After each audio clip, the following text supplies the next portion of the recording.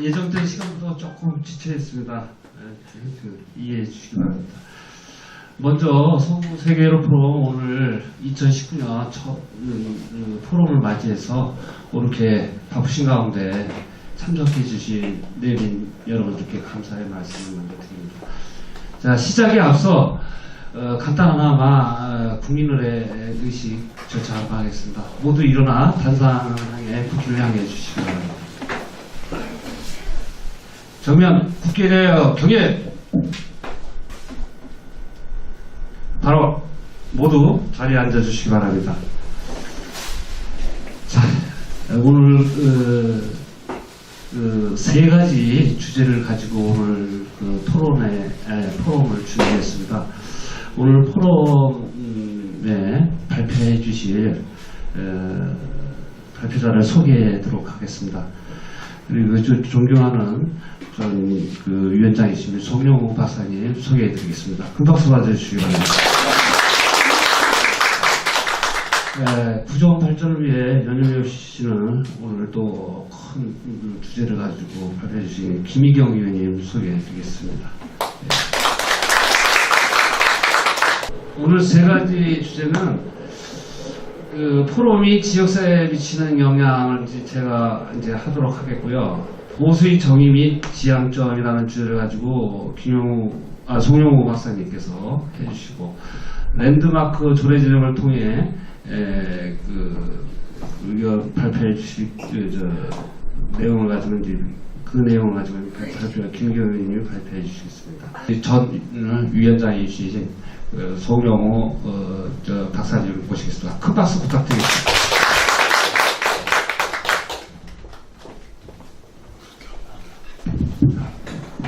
안녕하세요. 반갑습니다. 먼저 이렇게 초출하게 행사하지만 사실 우리 사무실에서 지인분들한테 연락하지 말라 그랬습니다. 지금은 SNS 시대예요. 그냥 한 분, 두 분, 세 분 오셔도 저기 카메라 담아서 다 이렇게 SNS 활동을 통하면 다 이렇게 접하게 됩니다. 요즘에 이 6시 넘어가지고 가정 돌봐야 되죠. 사회 되죠. 요즘 오시면 잘 안 와요. 이제는 시대가 바뀌었으니까 좀 우리도 패러다임 좀 바꿔야 된다고 생각을 해서 그렇고요. 지금 우리 강병진 회장님 말씀하신 국세청 뭐 여러 가지 행정타운 조금씩 김희경 의원께 상세하게 말씀드릴 거예요. 국세청이 와야 되는지 그렇지 않으면 세계적 랜드마크가 와야 되는지 그건 이제 여기 여러분들 판단입니다. 제가 맡기고요. 제가 오늘 설명드린 거는 시간이 없잖아요. 간단하게 할게요. 제가 한 1시간 하려고 했더니 시간을 안 주네요. 이게 보수, 여러분들 계신 분이 다 보수예요. 근데 보수란 잘 모르잖아요.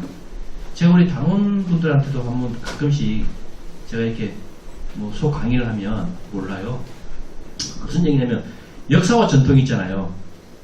그걸 통해 가지고 우리가 정립되고 학습되고 이런 다양한 여러 가지 가치관이라든지 간섭이나 도덕이라든지 제도라든지 이렇게 존재했을 거 아니에요. 이래 존재한 이런 역사들이 세대를 거쳐서 내려오면은 그게 효용성이 있다는 거예요. 그래서 우리는 존중해야 된다, 소중히 다뤄야 된다 라고 하는 것이 보수예요. 그러니까 우리가 보수라고 그러면은 수국골통 들어보셨죠? 니들 수국골통 아니냐, 니들 뭐야 부패정당 아니냐 정치라고 그러면 사실 그래요. 보수라고 그러면 옛날에는 이게 공천운동 해가지고 찻대기 정당 들어보셨죠? 그래서 보수는 돈정당이구나 라고 해서 언론 매체를 통해서 많은 국민들이 각인하고 인식을 하고 있어요. 그래서 나쁜 정당, 나쁜 정치인, 나쁜 정치그룹, 보수라고 생각하지만 물론 한 부분은 인정할 부분이 있어요. 근데 많이 바뀌고 있어요.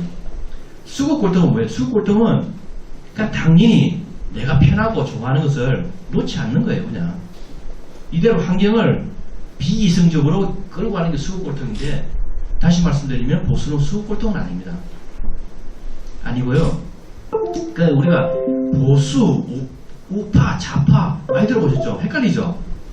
그러니까 우파, 좌파가 있잖아요. 우파, 좌파가 있는데 우파는 보수예요. 좌파는 진보라고 그러는 거예요. 그러니까 우파는 자유한국당이고 좌파는 뭐예요? 더불어민주당이. 이렇게 생각하면 편한 거예요. 그러니까 우파, 좌파라고 그러는데 이게 사실은 그 유래를 좀 거슬러 가면은 프랑스 대혁명에서 찾을 수가 있는데요. 그 시대에 그 사회를 바꾸고자 하는 노력들이 있었어요. 거기 보면은 경제적으로 부를 축적한 신흥 세력들, 그렇게 하고 노동자 계층분들, 이런 분들은 급진적으로 사회를 바꾸기를 원해요. 근데 기득권층, 이분들은 뭐예요? 기존의 체제를 유지하자, 바꾸려면 천천히 바꿔가자 라는 생각을 하고 있어요. 근데 이분들이 의회에 들어가서 서로 좌우로 갈라앉게 되는데, 다시 말씀드리면 급진적인 개혁적인 자코뱅당, 프랑스잖아요. 자코뱅당은 좌측에 앉게 됩니다. 그리고 말씀드리잖아요. 체제를 유지하거나 약간씩 바꿔가자고 하는 지로당 당은 우측에 앉게 되는 거예요. 그러니까 지금의 좌파, 우파가 기운의 역사가 되는 겁니다. 근데 우리나라는 어때요? 이념 투쟁, 전쟁으로 변질된 거예요. 그러니까 좌파라 그러면은 무조건 개혁적이고, 뭐 우파라 그러면은 보수 꼴통이고 아니라는 거예요. 그러니까 그런 얘기를 들어도, 보수인 사람이 들어도 수구 꼴통이라도 내가 보수가 뭐지 하고 설명을 못하는 겁니다. 그럼 꿈만 보내주면 가만히 있는 거예요. 그래서는 안 된다는 겁니다. 그러니까 우리가 좌파만 보시죠. 좌파만 일단 간단하게 갈게요. 김 의원님 자료가 너무 좋은 게 많아요. 좌파가 추구하는 것은 평등주의입니다. 평등주의. 평등을 얘기하는 거예요. 그러니까 평등이라는 건 생각해 보세요. 평등은 뭐예요?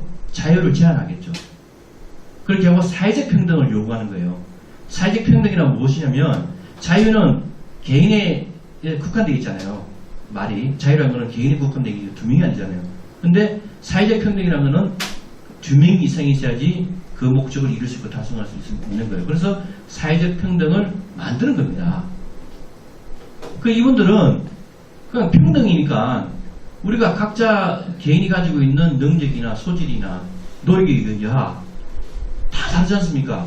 근데 이분들은 기회는 균등하고 결과도 균등해야 된다. 그게 평등이라는 거예요. 그게 우리 보수는 뭐냐면 각자가 소질과 능력이 다르니까 같이 출발해도 결과는 다를 거 아닙니까? 어떤 사람은 뭐 저 예를 들어서 뭐 성공한 사람도 있고 어떤 사람은 실패한 사람도 있고, 근데 이 좌파, 소위 말하면 사회주의라는 거예요. 이분들은 평등해야 되는 거, 국민들의 평등해야 된다. 그래서 이제 예를 들면 이거예요. 시력급여. 시력급여를 주잖아요. 그거는 좌파 입장에서 본다면 내가 월급에서 조금씩 적립해서 받는 거니까 내가 놀 때 당연히 받아야 되는 권리다라고 생각하지만, 우파는 어떻게 생각하세요? 받아도 이게 국민 세금이니까 미안한 마음을 갖는 거예요.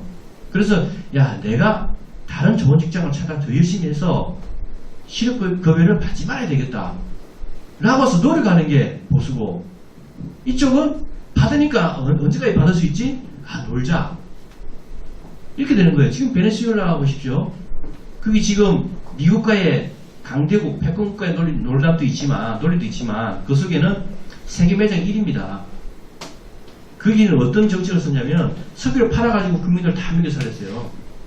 근데 이게 강대국 논리를 해가지고 경제가 폭망했는데, 기존에 경제가 좋았을 때, 흥행했을 때 줬던 복지가 폭망해도 주지가 않는 거예요. 예를 들어서 김희경 의원님한테 열심히 하는 수당 내가 50만원 드릴게요. 다 줬어요. 놀고 있어요. 근데 경제가 안 좋아져서 정부가. 그럼 50만원 안 드릴게요. 가만히 있겠습니까? 그래서 폭등이라는 겁니다. 이게요, 복지라는 거는 한번 지출되면은 국민의 심성은 끝까지 받아야 되는 거예요. 국가가 망하든 나라가 망하든 그지 베네수엘라에서 꼴이 되는 거예요. 우리 정부 보세요. 이게 좌파, 그죠? 진보, 더불어민주당 지금 정권이잖아요. 이거는요, 제가 100번 얘기해도 맞는 얘기예요. 팩트예요. 그러니까 계속 퍼주잖아요. 청년들 시력급여 주고 뭐 일자리 구할 때마다 100만원 주고 뭐 주고, 이게 결과적으로는 좌파가요, 국가의 미래를 생각 안 하는 거예요. 우리 보수는 어떻게 되는지 아세요?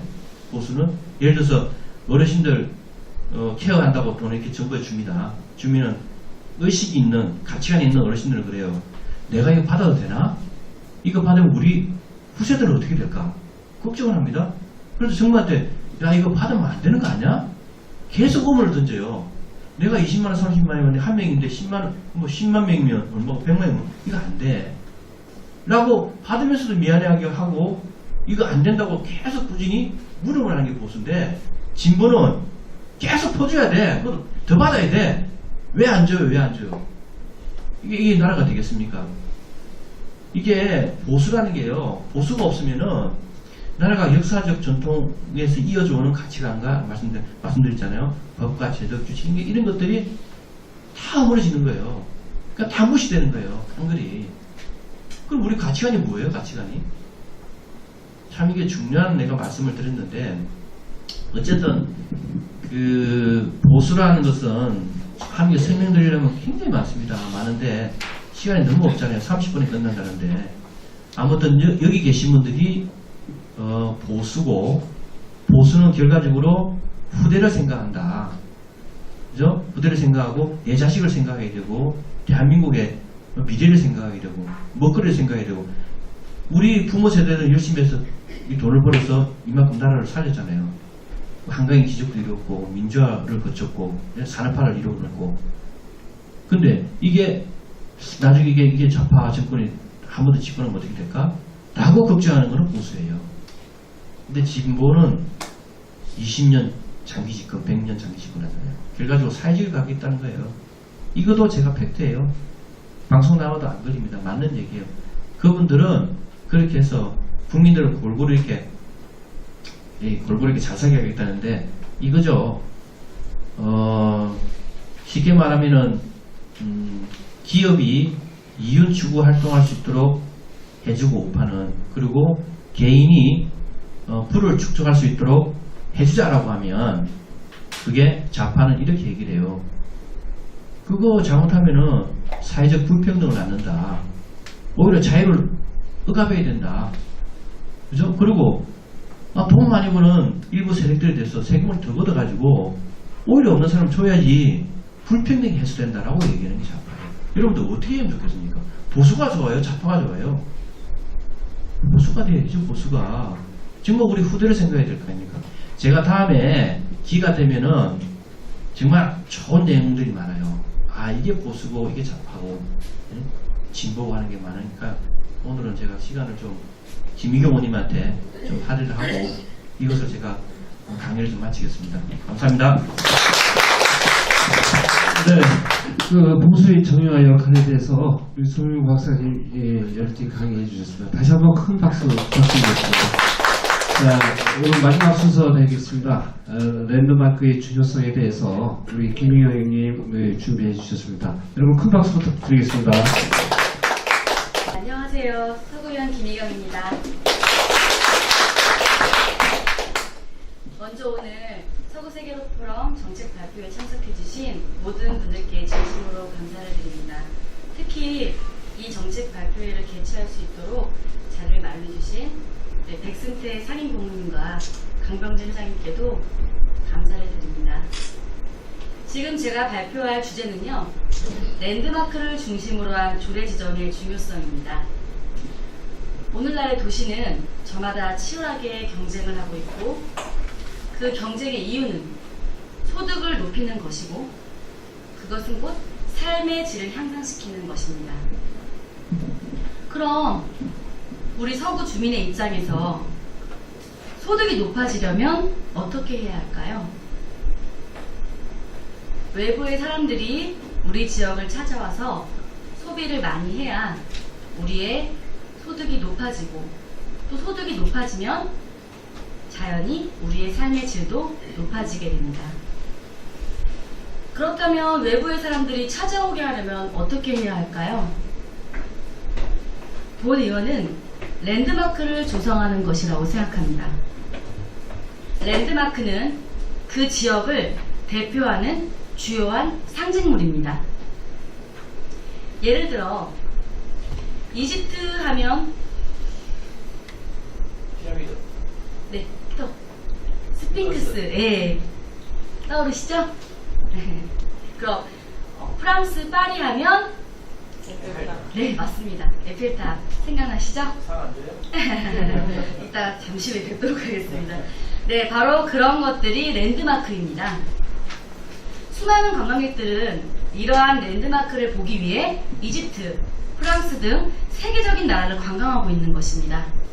그럼 수많은 관광객들은 그 랜드마크를 보러 그 지역에 찾아와서는 먹고, 자고, 또 놀고, 즐기고, 쇼핑하는 등의 소비 활동을 하고 그 지역은 소득이 증대되어 삶의 질이 향상되게 됩니다. 우리 서구의 특징을 보면요. 동북아시아의 관문 도시이자 거점 도시입니다. 여기에다 세계적인 공항과 항구, 그리고 육교와 교통 및 인적 풀 등을 두루 갖춘 그야말로 세계적인 전략 지역이라고도 합니다.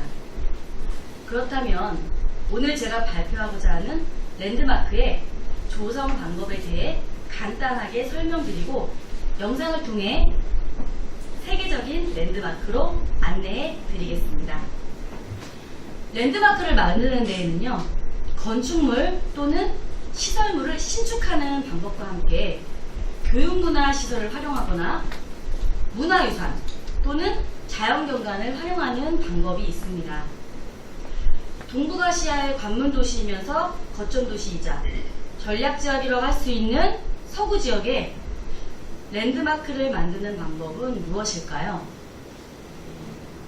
우리 서구는 랜드마크로서 내세울 만한 문화유산이나 자연경관도 없고 그렇다고 교육문화시설을 활용하여 랜드마크로 특화할 만한 곳도 없질 않습니까? 그래서 저는 건축물이나 시설물을 신축하는 방법으로서의 랜드마크의 중요성을 영상을 통해 설명드리고자 하며 또한 이에 대한 조례 지정을 준비해 오고 있습니다.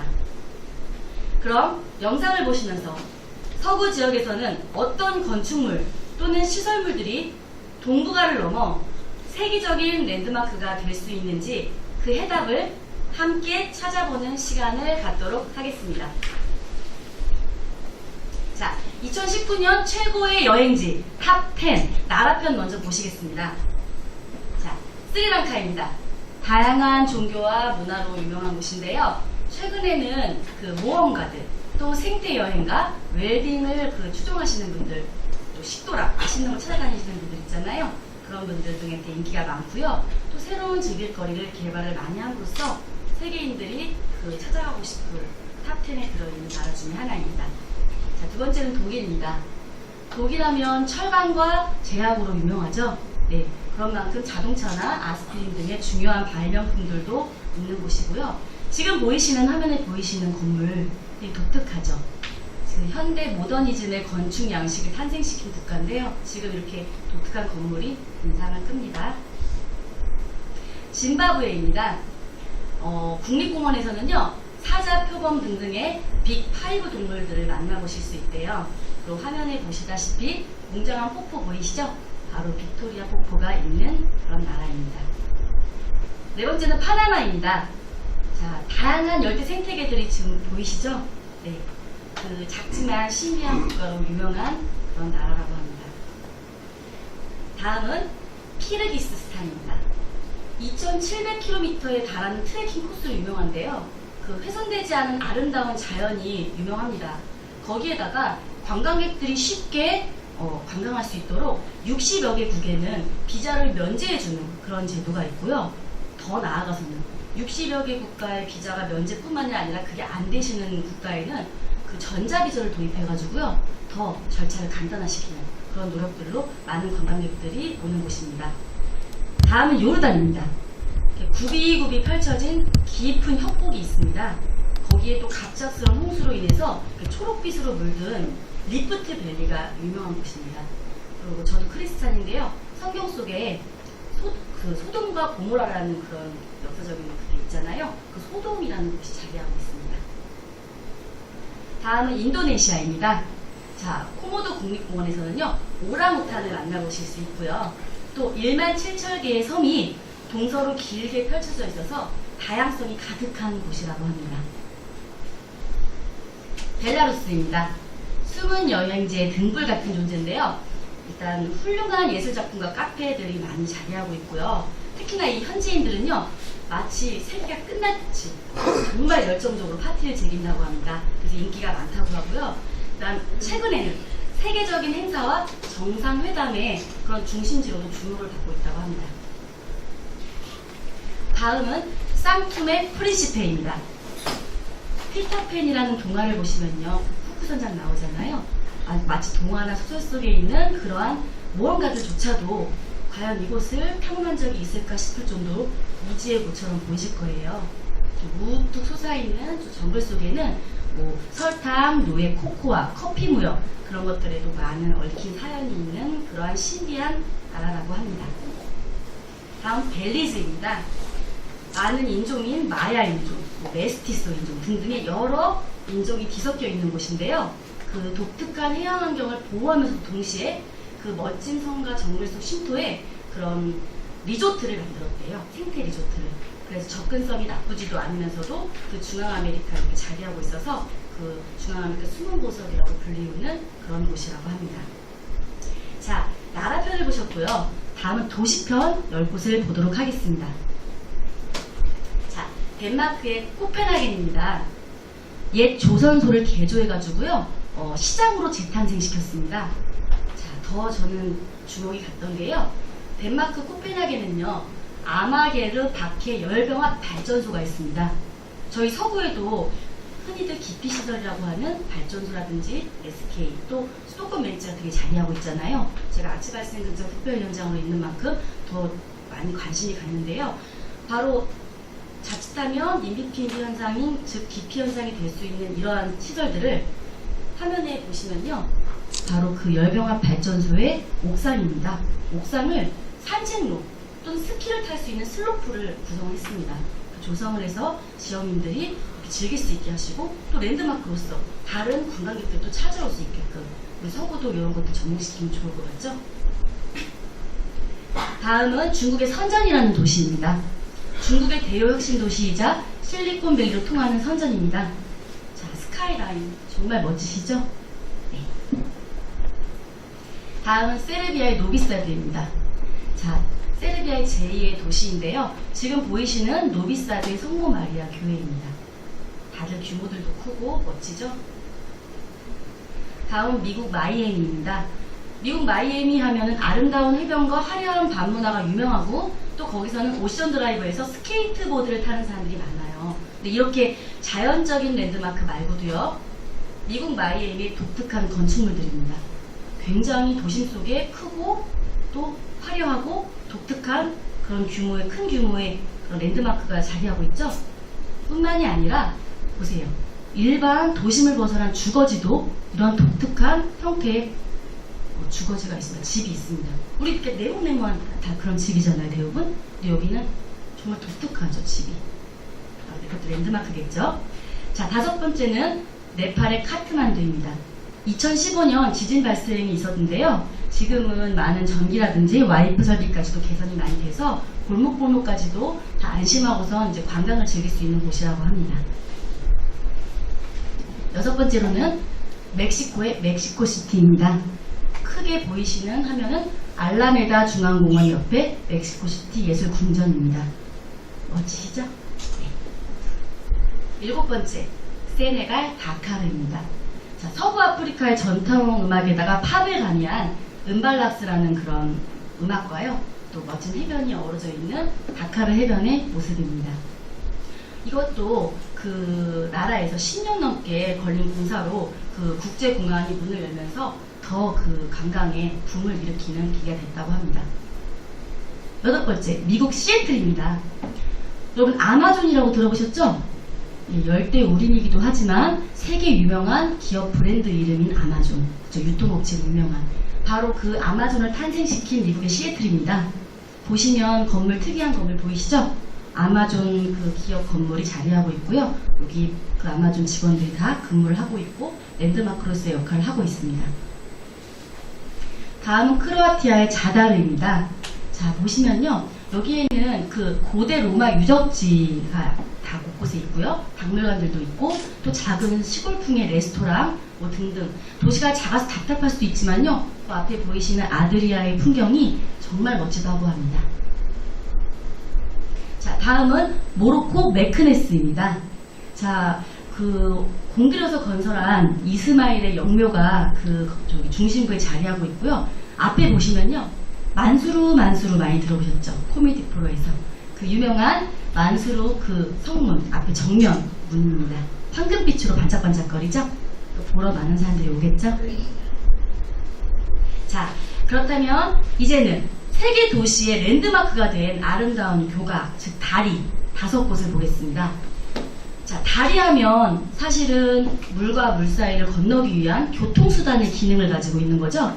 근데 이런 교통수단의 그 1차적인 기능뿐만이 아니라 놀라운 기술력과 멋진 풍경으로 랜드마크로서의 역할을 하는 그 값어치 있는 놀라운 교각 5가지를 보도록 하겠습니다. 자, 베키오 다리입니다. 자, 이탈리아의 피렌체에 있는 것인데요.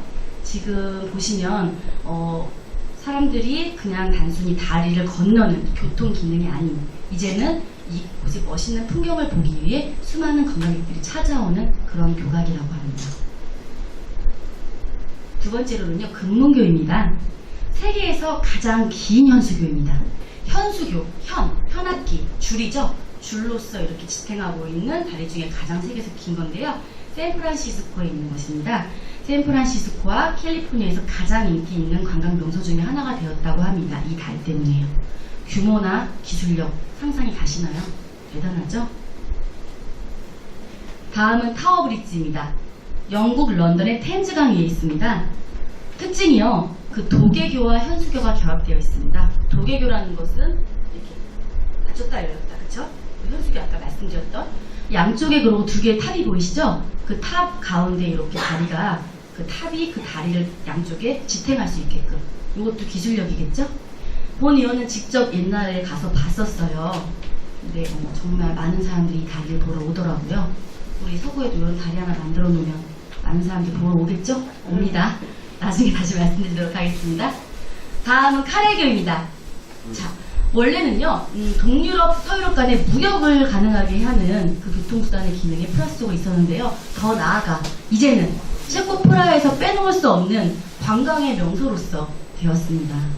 다리 정말 길 건너고 무역하려고 만들었는데 관광산업으로 돈까지 많이 벌어들이고 정말 대단한 랜드마크 역할을 하고 있는 거죠.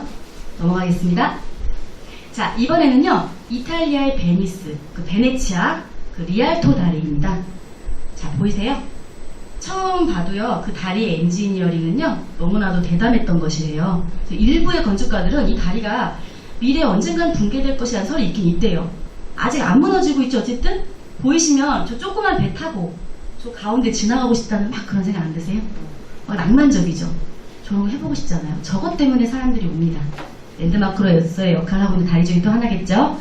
자, 다음은 그렇다면 세계에서 가장 아름다운 랜드마크 10가지를 제가 보여드리도록 하겠습니다. 자, 인도의 타지마할입니다. 정말 눈부시게 하얀 궁전 보이십니까? 네. 예전에 막 드레스 입고 막 걸어다닌 기억이 막 나시는 분 있으신가요, 혹시? 넘어가겠습니다. 다음은 말레이시아 크리스탈 마스지드. 알리바바에 나올 만한, 그쵸? 그런 동화에 나올 만한 정말 그런 궁전이죠. 다음은 스페인의 구게나임입니다. 엄청나게 큰 규모의 건축물인데요. 굉장히 섬세하죠. 흡사 우리 박보경 회장님 악세사리 굉장히 잘 만드시는데 그 여자분들의 악세사리 같지 않으세요? 정교한 악세사리? 메탈로 만든? 금속으로 만든? 근데 이거를 엄청난 큰 규모로 이런 건축을 만들었다고 생각해보세요. 네, 군함도 연상되고요. 네네. 다음 보겠습니다. 자, 마카오의 그랜드 리스보아입니다. 건물이라고 믿어지세요? 와, 이런 건물 보신 적 있으신가요, 혹시? 보고 싶죠, 우리나라에서도 이런 건물 하나. 다음 보겠습니다. 자, 두바이에 있는 부르주 알 아랍. 그렇죠. 얼핏 보면요, 돛담배 떠 있는 것 같죠? 근데 실제로 건물입니다. 건축물입니다. 보러 안 오겠습니까? 오겠죠. 저도 가서 보고 싶습니다, 진짜. 그쵸? 네. 다 같이 가시죠, 함께. 다음은 프랑스 루브르 박물관에 있는 피라미드입니다. 본 의원도 갔다 왔었는데요. 정말 멋져요. 특히 지금 이 그림에 나오는 것처럼요, 사진에 나오는 것처럼 밤에 야경에 조명이 들어왔을 때 이것처럼 정말 반짝반짝 너무 예뻐요. 진짜 수많은 사람들이 와 있더라고요. 이거 보려고. 자, 넘어가겠습니다. 시드니의 오페라 하우스 많이 보시던 거죠? 네, 유명하죠. 특히나 이름 자체도 오페라 하우스인 것처럼 공연 많이 하고 있죠. 많은 뮤지션들의 실제로 공연이 이루어지고 있는 곳입니다. 자, 다음은 네덜란드의 큐빅 하우스입니다. 집이에요, 집. 하우스. 헉, 놀랍죠? 진짜 큐빅을 커팅해 놓은 것처럼 다면체, 다각형으로 구성되어 있는. 집이 움직이는 거 네. 지금 말씀해서 알았어요. 감사합니다, 박사님. 네네. 놀랍죠, 진짜? 다음은 러시아의 세인트 바시의 성당입니다. 와, 진짜 알리바바 40인의 도적에 나오는 지니가, 램프의 지니가 자, 정말 데려다 줄 만한 정말 말 그대로 그냥 건축물이라기보다는 예술에 가깝죠? 단순히 모양뿐만이 아니라 이 색깔도 보세요. 정말 랜드마크 아닐 수가 없습니다. 자, 스페인의 사그라다 파밀리아입니다. 정말 높은 건축물이고 규모가 큰데 정말 정교하죠. 자, 그렇다면 이렇게 세계적인 유명한 많은 랜드마크들 중에도요, 바로 우리나라가 만든 세계적인 랜드마크들이 있습니다. 그 중에 8곳을 보여드리도록 하겠습니다. 대한민국이 빛낸 세계적 건축물, 부르즈 알리파, 아랍에미리트 두바이에 있는데요. 삼성물산이 만들었습니다. 자, 가장 세계에서 높은 건물이고요. 다음은 마리나 베이 샌즈 호텔입니다. 3개의 기울어진 건물이 이렇게 생긴 건물이요. 위에 배가 마치 떠 있는 것처럼. 이거 조그만 모양으로 만들어도 힘들 것 같은데 엄청난 규모의 이런 걸 만들었다고 생각해 보세요. 거기에다가요, 인피니티 풀까지 갖추고 있대요. 전망이 다 보이는 싱가포르. 여기서 이렇게 수영을 하면서 전망을 다 보는 거예요, 싱가포르. 여기 사람들이 먹고 자고 막 정말 쇼핑하고 관광 진짜 소득 창출 안 될 수가 없겠죠. 자, 다음은 선택시티입니다. 쌍용건설과 현대건설이 싱가포르에 지었는데요. 세계에서 가장 큰 분수인 부의 분수가 있는 쇼핑센터인데요. 도시 안의 도시라고 불릴 정도로 엄청나게 큰 규모를 자랑한다고 합니다. 쇼핑 엄청 많이 할 것 같고요. 자, 페트로나스 트윈타워입니다. 삼성건설과 극동건설이 말레이시아에 지었는데요. 트위NS가 쌍둥이겠죠. 쌍둥이 빌딩인데요. 한쪽은 한국이, 한쪽은 일본이. 한국이 35일을 일본보다 늦게 공사를 시작했는데 6일 앞서서 완공을 했대요, 빨리. 그래서 우리 한국의 기술력과 근면성, 성실성을 굉장히 잘 단적으로 인정받은 세계적으로 그런 좋은 하나의 실예입니다. 다음은 제일페낭대교입니다. 현대건설이 말레이시아에 건축했어요. 자, 보세요. 굉장히 아름답죠? 네온 사인이 있는 다리. 자, 현대건설이 그 말레이시아 정부에다가 많은 그 경쟁업체가 있었을 거 아니에요. 저희가 빨리 공사를 완공해드리고 조금만 더 빨리 그 통행료에 이익을 취하게 할 수 있게 해드리겠습니다. 이렇게 해서 실효 낙찰을 받았던 그런 일화가 있다고 합니다. 다음은 타이페이 10입니다. 대만의 삼성물산이 지었는데요. 되게 독특하죠. 겹겹이 이렇게 탑처럼, 그쵸? 다음은 마카오 타워입니다. 현대건설이 지었고요. 세계에서 10번째로 높은 타워인데요. 그 왜 익스트림 액티비티, 그러니까 스릴을 즐기는 그러한 것들을 체험할 수 있게 되어 있고요. 맑은 날에는 중국 본토랑 홍보까지 다 보이게 그 전경 그 전망이 좋나 봐요. 불꽃놀이까지 같이 진행이 되고 있고요. 다음은 베트남 하노이의 경남건설이 건축한 랜드마크 72입니다. 자, 이렇게 보시면 되고요. 자, 그렇다면 세계에서 가장 높은 건물 10개를 보여드리도록 하겠습니다. 자, 두바이의 부르즈 알리파. 보시나요? 아까 가장 높다고 했었죠? 예. 우뚝 솟아있는 모습. 중국 상하이에 있는 상하이 타워입니다. 특히 여기는 저기 통유리로 그 상해 시내를 한눈에 볼 수 있게 놓은 또 특징이 있대요. 다음은 사우디아라비아 메카에 있는 아브라즈 알 바이트입니다. 자, 특히 가운데 보시면요, 위에 맨 꼭대기 시계탑 보이세요? 네, 세계에서 가장 높은 시계탑인 클라크 타워가 이렇게 자리하고 있습니다. 다음은 중국 선전의 핑안 국제금융센터입니다. 정말 우뚝 뾰족하게 솟아있죠? 5번째, 대한민국 서울 롯데월드 타워입니다. 네. 6번째, 미국 뉴욕 제1세계무역센터입니다. 2001년에 9월 11일 그 9.11 미국 대폭발 테러 사건이 있었잖아요. 그때 붕괴됐던 쌍둥이 건물 자리에 총 8개 동의 건물로 자리하고 있고요. 그 빌딩 옆에는 9.11 테러 추모공원까지도 추모공원 같이 위치하고 있다고 합니다. 자, 중국 광저우 CTF 빌딩입니다. 여기에 특징적인 것은요, 세계에서 두 번째로 빠른 초당 20m를 가는 고속 엘리베이터가 있어서 유명하다고 합니다. 자, 대만 타이페이 101, 타이페이 금융센터 아까 보셨죠? 층측이 있는 A. 밤에는 색색의 조명이 있고요. 또 시내 어디서나 이 건물이 보인대요. 그렇죠? 그러니까 얼마나 정말 랜드마크가 있어요. 다 보이는 거예요, 이 건물.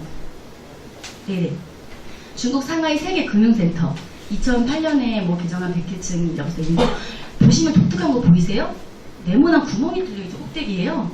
네, 그래서 막 병따개 같은 그 연상되시잖아요. 그래서 일명 병따개 건물, 병따개 빌딩이라는 그런 별칭을 갖고 있는데요. 사실 이게 기술적으로 그 고층에 있는 강한 바람, 네, 그런 저항을 덜 받기 위한 기술적 과학적인 그런 기술 건축 기술이었는데 그게 특이하게도 또 더 랜드마크로서 역할을 하고 있죠. 자, 다음 10번째 중국 홍콩 국제상업센터입니다. 네, 보이시죠? 특히 그 102층과 118층에는 리츠칼튼 홍콩 호텔이 있대요. 세계에서 가장 높은 호텔이라는 명성을 얻고 있다고 합니다. 자, 여러분 잘 보셨나요? 네, 영상을 통해서 쭉 세계적인 랜드마크들을 보시고 나니 어떠신가요? 좋아요. 좋으세요? 네.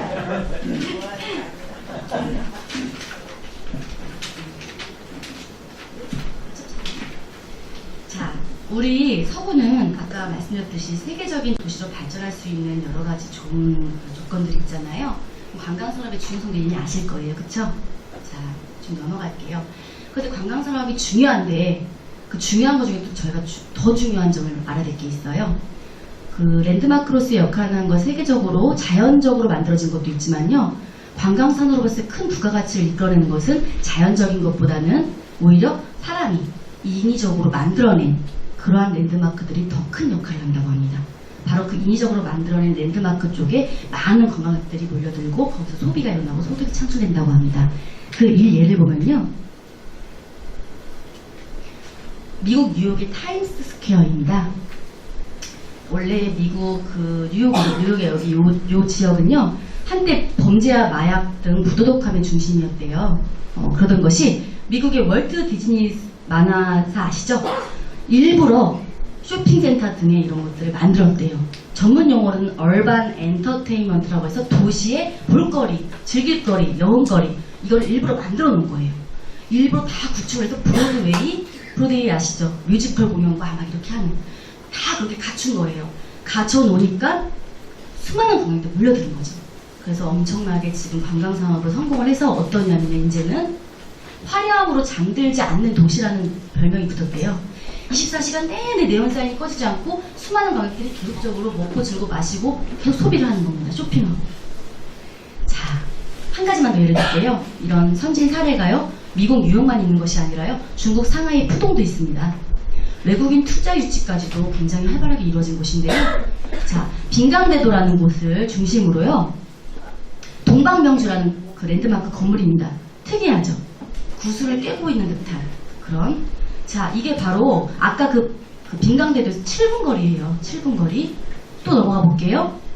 3분 거리, 동방명주에서 또 3분 거리는요. 상하이 역사박물관이 있어요. 그 다음 또 상하이 해양 수족관까지 있어요. 자, 이게 무슨 말씀이냐면요.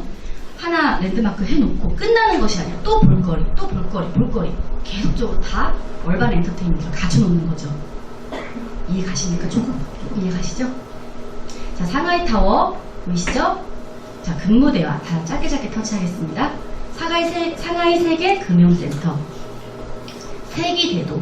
자, 그 아까 말씀하신 그 쭉 다 지나가면서 감상할 수 있대요. 쭉 지나가면서 지금 보여드린 것을요. 자, 이렇듯 세계적으로 관광산업으로 성공한 다 나라들은 어떤가요? 랜드마크가 있었죠. 관광산업에 바로 랜드마크를 가장 중요성이 있다는 것입니다. 자, 이렇듯 전 세계적인 선진 사례를 봤을 때 우리 서구는 도입하면 되겠죠? 접목시키면 되겠죠? 실제로 2006년도부터 관광산업에 있어서의 랜드마크의 중요성을 강조해 왔습니다.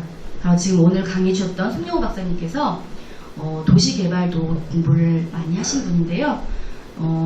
5대 때 구의원 계실 때부터도 우리나라 아라뱃길 아시죠? 아라뱃길에 정말 그 아까 제가 말씀드린 세느강에 있는 다리, 템즈강에 있는 다리 구상하셨습니다. 또 어떨까요? 그쪽에다가 그 우리 타임스퀘어가 브로드웨이를 본 것처럼 공연장, 영화 세트장 구상하셨었거든요. 중요성 강조했고요. 자, 이렇게 해서 기고를 통해서도요, 우리 서구 그 세계를 위해 그 세계적인 도시로의 개발을 있어서 랜드마크나 관광성의 중요성을 계속적으로 언급해 오셨었고요. 자, 그렇다면 이러한 노력들로 인해서 우리 서구의 루원시티는 당초 개발 계획이 프랑스 파리의 라데팡스처럼 입체 도시로의 개발 계획이었습니다. 지금 보이시는 곳 그랑드 아르슈라고 보이시죠? 프랑스 개성문을 따서 만든 현대적인 건축 랜드마크예요. 또 보시면 팔레드 라데팡스, 다 프랑스 파리에 있는 랜드마크들입니다. 이렇듯 라데팡스처럼 이러한 독특한 랜드마크를 중심으로 많은 그런 무슨 금융적인 그런 세계적인 다국적 기업 등등등 이런 입체 도시로 우리 루원시티를 개발하려고 했던 게 당초 계획이었습니다. 그러던 것이 사업성, 경제성 등의 이유로 14여 년이 지난 지금은 향후 50여 년을 내다보지 못하는 당시보다 더 후퇴한 평면도시 조성 개발로 진행되어서 정말 안타까운 마음이 아닐 수 없습니다. 서구는 일반 도시가 아닌 소비도시, 활동도시, 생산도시, 창의도시, 또 자족도시, 창조도시, 역동적 도시로 개발되어야 하기 때문입니다. 그래도 늦지 않았습니다. 어쩌면 지금이 좋은 기회이자 마지막 기회가 될 수 있기 때문입니다. 바로 영상에서 보셨듯이 싱가포르, 말레이시아처럼 이런 랜드마크를 만드는 것입니다. 임원 여러분, 혹시 한류와 신한류를 아시는지요? 모릅니다. 네, 자, 시간 관계상 다 말씀은 못 드리겠지만요. 대바리, 대장금 이런 한국 드라마 있지 않습니까? 정말 세계적으로 유명한 그런 많은 붐을 일으켰던 이런 한국의 그런 드라마 열풍에 이어서 K-팝, 특히 요즘은요 방탄소년단이라고 있어요. 그 노래를 듣고 그렇게 코트 높은 영국의 런던 또 프랑스 파리 청소년들은 막 눈물까지 흘리면서 열광을 한대요. 이런 현상 또한 랜드마크라고 할 수 있습니다. 간단하게 그럼 만약에 우리 서구 루원시티에 본 의원이 조례를 통해서 신축한 세계적인 랜드마크 건물에서 방탄소년단이 공연을 한다고 가정해 보십시오. 대한민국이 아닌 동남아, 세계에서 수많은 청소년과 팬들이 몰려올 것이고 이에 따른 숙박과 먹거리, 교통, 쇼핑, 즐길거리 등의 소비로 인한 지역의 소득 증가는 당연할 것이고 이는 곧 우리들의 삶의 질 향상으로 이어지게 될 것입니다. 이러한 것들을 만들어내고 이뤄내는 것은 정치인들의 몫이라고 생각합니다. 그래서 본 의원은 송영우 위원장님과 함께 지속적인 회의를 통한 소통으로 루원시티 상업지구 건물들을 각기 다른 모양으로 신축하는 조례를 만들어 보려 합니다. 이에 있어 우리 서구 지역 발전을 위해 정말이지 당을 떠나 정치인들 모두가 적극적으로 함께 해야만 할 것입니다. 앞으로 우리 서구 지역의 세계적인 발전을 위한 랜드마크 조례 제정에 많은 관심과 응원을 부탁드립니다. 이상으로 본 의원의 정책 발표를 모두 마치겠습니다. 끝까지 동행해주셔서 고맙습니다. 잘했어요. 이게 왜 중요하냐면 저는요 정치를 함으로써 제가 큰 일을 하고 안 하고 문제가 아니고요 이런 정치 후배가 나왔다는 게 저는 자랑스러워요. 감동이 벅차요. 제가 2006년도에 이렇게 얘기를 한 거예요. 서구에. 그래도 나보고 미친놈이래요. 지금도 미친놈이래요. 근데 김일용 나 아마 미친 되겠죠? 근데요 한번 보세요. 세계가 어떻게 이렇게 발전하는지. 만약에요 지금 우리 김 의원님 하신 말씀은 다 보셨으니까 루원시티에 상업지구가 남아있어요. 그 지구에 각기 다른 건물, 똑같은 건물이 아니에요. 5층, 7층 그냥 일상적인 건물이 아니라 하나는 호떡처럼 생기고 하나는 배기처럼 생기고 하나는 배처럼 생기고 하나는 사과처럼 생기고 이런 건물이 다양하게 들었으면 그게 랜드마크예요. 아까 말씀드리잖아요. 우리 서구 지역은 거점 도시이자 뭐예요? 세계적 전략 도시다. 그 얘기는 뭐냐면 공항에서 가까워 21km예요. 항만이 있어요. 육교에서 육교 청라지구 가잖아요. 교통 잘 돼 있어요. 인적분도 있어요. 인적분 있잖아요. 우리 김의원처럼 다 같이 생긴 세계적 전략 지역이라는 겁니다. 이 지역에 정말 우리 김의원이 만약에 의원이 이번에 조례를 만약에 아마 의원들이 안 해줄 것 같아요. 근데 통과되면요 센세이션입니다. 대한민국에서 진짜 센세이션이에요. 이게 그래서 만약에 안 되면 강제 조항 아니라도 이미 협조 조항을 좀 해보자라고 이렇게 우리가 김의원은 나머지 얘기를 많이 하거든요. 이건 정말 우리 서구가 마지막 정말 마지막 남은 기회예요. 이거마저 못하고 그냥 죄송합니다. 국세청요 저는요 적극 반대하는 사람이에요. 우리 돌덩이요 저는요 반대예요. 행정 타운요 웃기는 소리. 그분들요 공무원 10시 되면 다 퇴근나가요. 우리 청라부지 도시요 베드타운이잖아요. 이분들 서울에서 다 소비활동이에요. 끝나고 여기 안 와요. 먹거리가 없다니까. 근데 왜 그걸 다들 우리 지역에 있는 분들은 그렇게 동조하는지 난 이해가 안 가요. 제가 반대를 반대하는 것이 아니라 정말 이런 거 하나 갖다 놓고 지금 우리 방탄소년단 가수가 노래 한번 불러보세요. 동남아들요. 걔들은 그 쇼를 하면은 보통 10,000명, 20,000명, 심지어는 10만 명까지 모여요. 10,000명 모이면 분들 생각해보세요. 여기 상상을 초월하는 거예요. 상상을. 지금 우리가 한류 시나리오 이어졌기 때문에 가능하다는 거예요. 한류 시나리오가 없으면은 이런 얘기도 어떻게 보면은 좀 덜 떨어진 얘기 같아요. 근데 온 지구가 열강하고 있는데 이걸 주워 담는 게 우리 서구 지역인데 그걸 못 담는 거예요. 그러니까 제가 어떻게 보면 정치 남한 이유도 너무 안타까워서 서구를 못 떠나는 거예요. 제가 만약에 충청도나 다른 도시 있으면 이런 얘기 안 해요. 그냥 저는 강의 다니고 대학에 전문직 종사하고 저 편하게 살 수 있어요. 제가 우리 유권자분들에게 이렇게 급식을 않고 하는 것도 저는 당당하거든요. 왜 정치인이 왜 급식을 됩니까? 제가 목말로 그냥 그만한 소득 받으면서 더 열심히 일해 주겠다는데 그런 의식 때문에 그런 건데도 우리 유권자분들은 저를 건방지다고 해요. 건방진 게 아니고요. 바뀌어야 됩니다. 이게 단체장이나 구의원이나 시의원이나 구청장 이분들은 지금 우리 서구는 이거 할 때예요. 전화질 하는 게 아닙니다. 생일이라고 전화질하고 바쁘죠. 이런 게 아니고요. 이거 외국 나와가지고요. 당 삼성 예를 들어서 다구치게 모아.